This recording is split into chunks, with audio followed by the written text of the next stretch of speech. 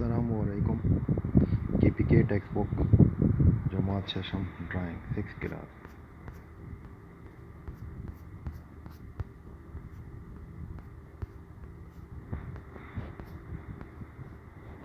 हदीस नबी सल्लल्लाहु अलैहि वसल्लम है, रिश्वत देने वाला और लेने वाला दोनों जहन्नमी है। हमें कोशिश करनी चाहिए कि इस हदीस पर अमल करें और रिश्वत का इनकार करें, क्योंकि रिश्वत देने वाला और लेने वाला दोनों जहन्नमी है। बिस्मिल्लाहिर्रहमानिर्रहीम।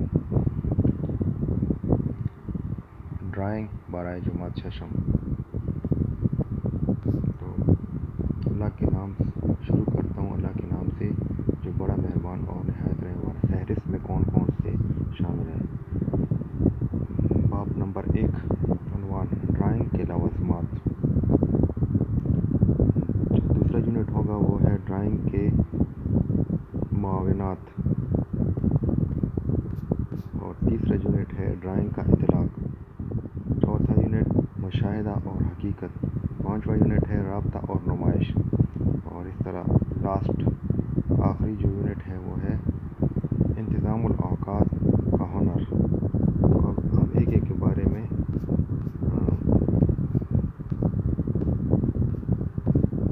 पढ़ेंगे। ड्राइंग की बुनियादी लवाज़िमात, यूनिट नंबर 1। इस यूनिट का आगाज़ करते हैं, क्योंकि इस बुक में बहुत अच्छी किताब है, लेकिन इसमें जो मुसन्निफ़ है उसने सवालों के बारे में कुछ मालूमात नहीं दी गई, तो उसके सवाल हम लोग खुद से बनाएंगे, क्योंकि ये सवाल बहुत तावील है। और ये तकरीबन कितने पेजेस पे, ये पेज नंबर 2 से स्टार्ट है और पेज नंबर 10 पे इसका तक ये पहला सवाल है। ड्राइंग बोर्ड पे पहला सवाल ख़त्म हो जाएगा।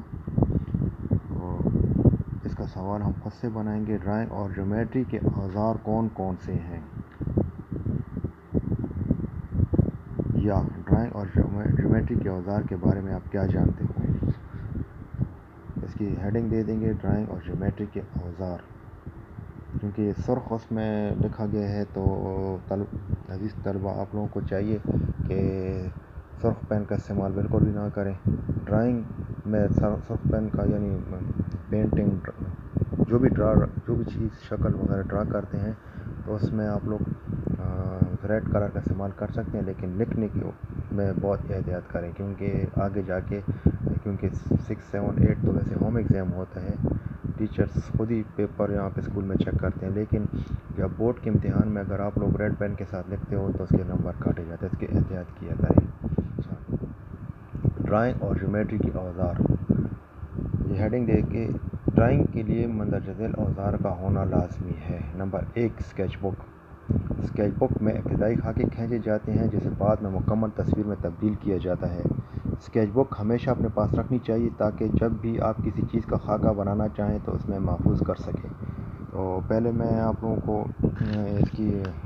इसकी रीडिंग करेंगे, तो और फिर इसके बाद पार्ट 2 में मैं इसका जब ये सवाल मुकम्मल हो जाएंगे तो मैं आप लोगों को इसकी ड्राइंग बनाने का तरीका भी समझाऊंगा। बहुत ही आसान है।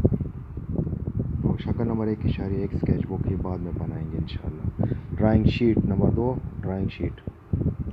ड्राइंग के लिए हम आम तौर पर ड्राइंग शीट इस्तेमाल करते हैं। ये मुख्तलिफ़ साइज़ और साख्त के होते हैं, आप अपनी ज़रूरत के मुताबिक इसको काट सकते हैं। नंबर 3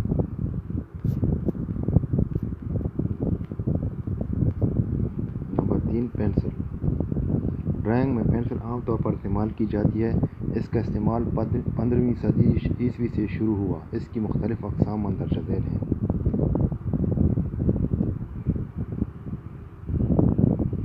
ये B, 2B, 3B, 4B, 5B, 6B, 8B, 9B, ये नरम पेंसिल होती है। इसके साथ शेडिंग का काम किया जाता है। इसके साथ हम लोग ड्राइंग भी बना सकते हैं, लेकिन इसके साथ ये ख़ास तौर पर शेडिंग के लिए इस्तेमाल होती है। HB, H, 2H, 3H, 4H, 5H, 6H, 7H, 8H, 9H, ये اس کی نوک سخت ہوتی ہے اور اس کے ساتھ ہم لوگ فگر وغیرہ ڈرا کرتے ہیں، لکھنے کا کام بھی کر سکتے ہیں۔ عام استعمال ہونے والی پینسل ایچ بی کہلاتی ہے۔ جو بھی ہم لوگ پینسل استعمال کرتے ہیں اس کے اوپر لکھا ہوتا ہے ایچ بی۔ جب ایچ سے 9H کی طرف جاتے ہیں تو پینسل سخت ہوتی جاتی ہے، اس کے برعکس جب بی سے 9B کی طرف جاتے ہیں تو نرم اور گہری ہوتی جاتی ہے۔ یعنی ایچ سے لے کر 9H تک جو پینسلیں ہیں ان کی نوک سخت ہوتی ہے اور ان کو ہم لوگ فگر کو ڈرا کرنے کے لیے، اشکال کو ڈرا کرنے کے لیے اور شیڈنگ کے لیے بھی استعمال کر سکتے ہیں، لیکن جو ہم خاص طور پر شیڈنگ کا استعمال کرتے ہیں وہ بی سے لے کر 9B کی پینسلیں ہیں، کیونکہ اس کی نوک بہت باریک ہوتی ہے اور اس سے یہ ہم لوگ جب شیڈ وغیرہ دے دیتے ہیں تو یہ اس طرح اسپریڈ بھی کر سکتے ہیں، پھیلا بھی سکتے ہیں۔ اور ہاتھ کی مدد سے، انگلیوں کی مدد سے بھی کر سکتے ہیں، ٹیشو کی مدد سے بھی کر سکتے ہیں، کاٹن بڈ کی مدد سے بھی کر سکتے ہیں۔ پینسل کو تیز کرنے کے لیے ہمیشہ شارپنر استعمال کریں، کبھی بھی بلیڈ یا چاقو کا استعمال نہ کریں۔ چاقو یا بلیڈ کا استعمال اسی نہیں کرنا چاہیے کیونکہ اس سے انگلی کٹنے کا خطرہ ہوتا ہے۔ میں اکثر اسٹوڈنٹس کو بھی اس بارے میں سمجھاتا رہتا ہوں کہ بلیڈ کا استعمال آپ لوگوں نے نہیں کرنا، کیونکہ ایک بچے نے انگلی کاٹ لی تھی، اس کا خون ہی نہیں رک رہا تھا، تو اس میں احتیاط کیا کریں۔ اور جب جو شارپنر ہے وہ اگر شارپ نہ کرے تو اس کو پھینک دینا چاہیے، اس کا بلیڈ نہیں نکالنا چاہیے کیونکہ وہ بلیڈ پھر بھی بہت تیز ہوتا ہے۔ اکثر بچے اس کے ساتھ پینسل کی نوک بناتے ہیں اور بناتے بناتے ان کی انگلی بھی کٹ جاتی ہے، تو بہت خطرناک ہوتے ہیں۔ ان سے اپنے آپ کو بھی بچاؤ اور اپنے چھوٹے بھائیوں کو بھی بچاؤ۔ جب پینسل بہت چھوٹی ہو جائے تو اس کا استعمال نہ کریں کیونکہ وہ پھر اس کی گرپ ہاتھ میں آتی نہیں ہے، تو اس لیے استعمال کر سکتے ہیں لیکن اس کی گرپ ہاتھ میں نہیں آتی۔ Number 4، rubber eraser. اس سے پینسل کی لکیریں، لکھائی وغیرہ مٹائی جاتی ہیں۔ اچھی قسم کی نرم ربڑ استعمال کرنی چاہیے، اس کے زیادہ استعمال سے آپ کی ڈرائنگ اور کاغذ خراب ہو جاتے ہیں، اس لیے نرم اچھی قسم کی ربڑ خریدنی چاہیے کیونکہ اس سے جو ہے نا پیج بھی گندا نہیں ہوتا اور بار بار مٹانا بھی نہیں پڑتا اور نشان بھی نہیں پڑتے، اور یعنی آپ کی ڈرائنگ جو ہے نا وہ ضائع نہیں جاتی۔ آپ لوگ اس کو اگر نرم سافٹ استعمال کریں گے پینسل کا تو مٹنے میں بھی آسانی ہوگی اور نشان بھی نہیں بنیں گے، اور ربڑ بھی گندی ہو جاتی ہے، یعنی اگر آپ لوگ بار بار مٹائیں گے تو وہ ربڑ بھی گندی ہو جاتی ہے، جس کو صاف کرنے کے لیے آپ لوگوں کے پاس ایک کپڑا ہونا چاہیے یا ایک مالٹا کوئی چیز ہو۔ استعمال سے پہلے ربڑ کو کسی صاف کاغذ سے رگڑ کر استعمال کریں۔ جب بھی آپ لوگ ربڑ کا استعمال کرتے ہیں تو تھوڑا سا کپڑے یا ایسے رگڑ والی جگہ پہ رگڑ کر استعمال کرنا چاہیے کیونکہ پھر کاغذ گندا نہیں ہوتا اور پھٹتا بھی نہیں اور زیادہ زور بھی نہیں دینا چاہیے۔ استعمال سے پہلے ربڑ کو کسی گندی ربڑ استعمال نہ کریں، اس لیے کہ پھر پیچ گندا ہو جائے گا۔ Number 5، sharpener. پینسل کو تراشنے اور نوکدار بنانے کے لیے شارپنر استعمال کیا جاتا ہے۔ ہمیشہ تیز دھار شارپنر استعمال کریں، جب زیادہ استعمال سے گند پڑ جائے تو اس کا استعمال ترک کر دیں۔ پینسل کو ہمیشہ شارپنر کے ساتھ تراشنا چاہیے، یعنی اس کی نوک شارپنر کی مدد سے بنانی چاہیے، چاقو یا بلیڈ وغیرہ کے ساتھ نہیں، کیونکہ ان کے استعمال سے انگلی کٹنے کا خطرہ ہوتا ہے، بہت ہی خطرناک ہوتے ہیں، اس لیے احتیاط کریں۔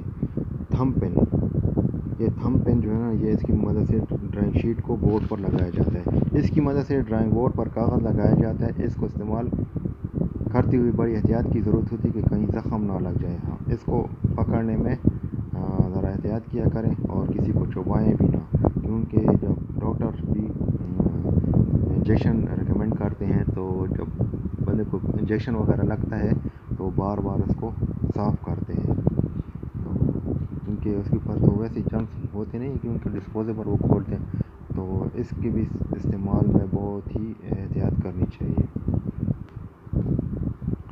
رنگدار پینسلیں، رنگدار پینسلوں کی ڈرائنگ میں بڑی اہمیت ہے، اس سے ڈرائنگ کی دلکشی میں اضافہ ہوتا ہے۔ انہیں نوکدار بنانے کے لیے تیز شارپنر استعمال کریں، کام ختم کرنے کے بعد ان کو گننا اور باکس میں رکھنا نہ بھولیں۔ جب بھی آپ لوگ کلر پینسلوں کا استعمال کرتے ہیں تو وہ تعداد میں زیادہ ہوتے ہیں، تو جب بھی آپ لوگ استعمال کر لو تو اور اس کی نوک باقاعدہ طور پر آپ لوگوں نے اچھی طریقے سے بنائی ہو تو اس کو زیادہ زور بھی نہ دیں کیونکہ وہ ٹوٹ جائے، بالکل سافٹ استعمال کریں۔ تو جتنا آپ لوگ اچھے کلر دو گے اتنی اس میں ڈرائنگ میں خوبصورتی ہوگی۔ اور جب آپ لوگ ڈرائنگ کا کام کرنا تو اپنے پینسلوں کو شمار کرنے کے بعد باکس میں رکھ دیں کہ آیا میرے پینسلیں مکمل ہے یا نہیں، یا نیچے کوئی گری ہوئی تو نہیں۔ اکثر ایگزام میں بچوں سے پینسلیں رہ جاتی ہیں، اس میں احتیاط کیا کریں۔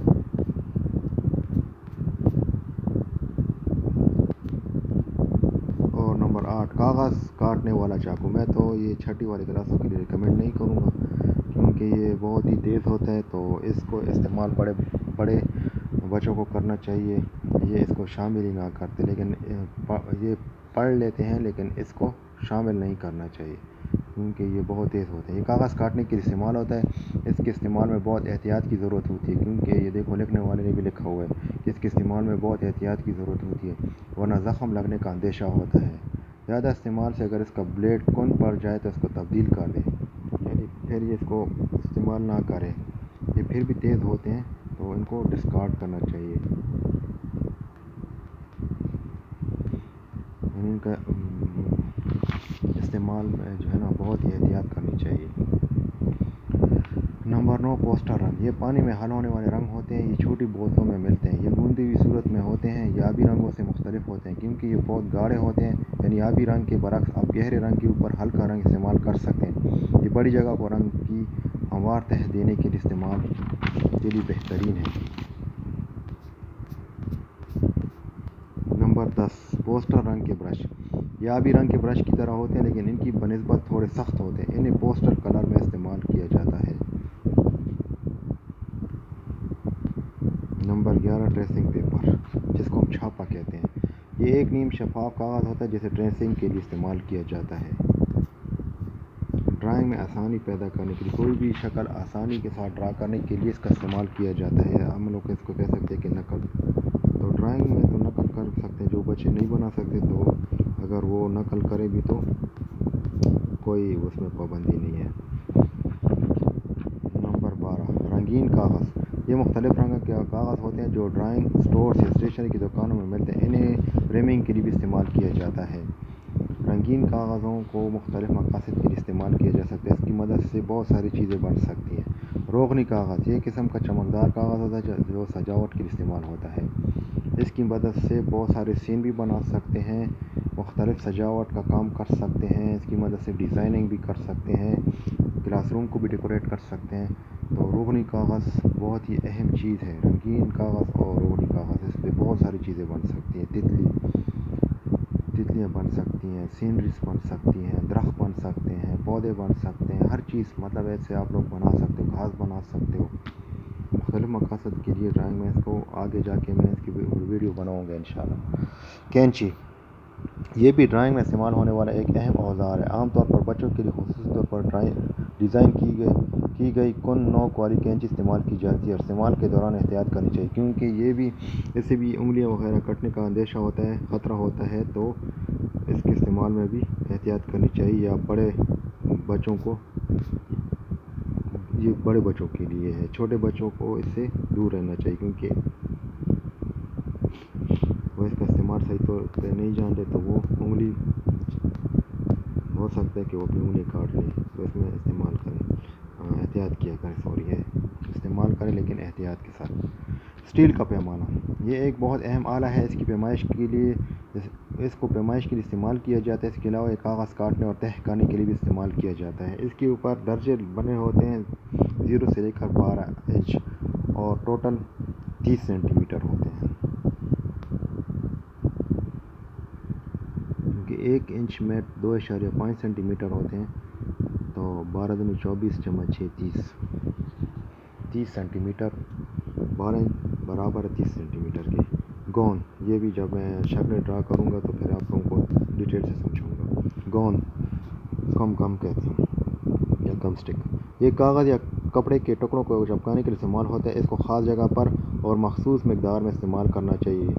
کاغذ کی حد تک تو ٹھیک ہے لیکن کپڑے کے ٹکڑوں کو چپکانے کے لیے ہو سکتا ہے کہ کپڑے کے ٹکڑے یہ چپکائیں لیکن یہ اتنا صحیح وہ نہیں ہوتا کہ یہ گم اس کے ساتھ لگ جائے، لیکن یہ اس کا استعمال کاغذ کے لیے کیا جاتا ہے۔ استعمال کے بعد ڈھکن کو مضبوطی سے بند کرنا چاہیے، اس لیے کہ پھر یہ سوکھ جاتے ہیں۔ حاجب پٹی اور لوشن ٹیپ، یہ دونوں چپکنے والی عام ٹیپ ہیں۔ یہ کسی تصویر وغیرہ کے حصوں پر لگائی جاتی ہیں جہاں رنگ کرنا مقصود نہ ہو، اس طرح وہ حصے رنگ سے محفوظ رہتے ہیں۔ یہ جب پینٹنگ کرتے ہیں واٹر کلر یا پینٹنگ کرتے پیج کے سائڈوں پر بھی لگانے کے کام آتے ہیں، یا ڈرائنگ بورڈ کے ساتھ اگر ہمارے پاس تھم پین نہیں ہے تو پھر بھی ان کا استعمال کر سکتے ہیں۔ جب یہ انشاءاللہ جب ڈرائنگ کا کام کریں گے تو میں اس کی پر پھر بعد میں ویڈیو بناؤں گا۔ ایک پرکار، یہ دائرے کھینچنے کے لیے استعمال ہوتی ہے، اس کی مدد سے مختلف سائز کے دائرے اور قوس کھینچے جا سکتے ہیں۔ اس کی مدد سے ہم کوئی بھی گول چیز یعنی دائرہ آسانی کے ساتھ بنا سکتے ہیں۔ منقسم ڈیوائڈر، یہ کسی خط کو برابر حصوں میں تقسیم کرنے کے لیے استعمال ہوتا ہے۔ اس کے علاوہ یہ دو یا دو سے زیادہ خطوط کی لمبائی کا موازنہ، زاویوں کی پیمائش اور تقسیم کرنے میں استعمال ہوتا ہے، اور اس کے علاوہ یہ کاغذ کاٹنے کے لیے بھی استعمال کیا جا سکتا ہے۔ اکثر فیس بک پہ بھی اس کے بارے میں کویشچن کیا جاتا ہے کہ ہم نے پوری لائف میں اس کے بارے میں ہمیں پتہ نہ چل سکے یہ کس چیز کے بارے میں ہے۔ یہ خط کو برابر حصوں میں تقسیم کرتا ہے اور کاغذ کو کاٹنے کے لیے بھی استعمال کیا جاتا ہے۔ دو یا دو سے زیادہ خطوط کی لمبائی کا موازنہ کیسے کیا جاتا ہے اس پر انشاءاللہ ڈیٹیل سے ایک ویڈیو بناؤں گا جب ڈرائنگ کا کام کریں گے۔ پروٹریکٹر، یہ انگریزی کے حرف ڈی کی شکل کا ہوتا ہے، اس لیے اس کو مختصراً ڈی کہتے ہیں کیونکہ اس کی شکل ڈی کی طرح ہوتی ہے۔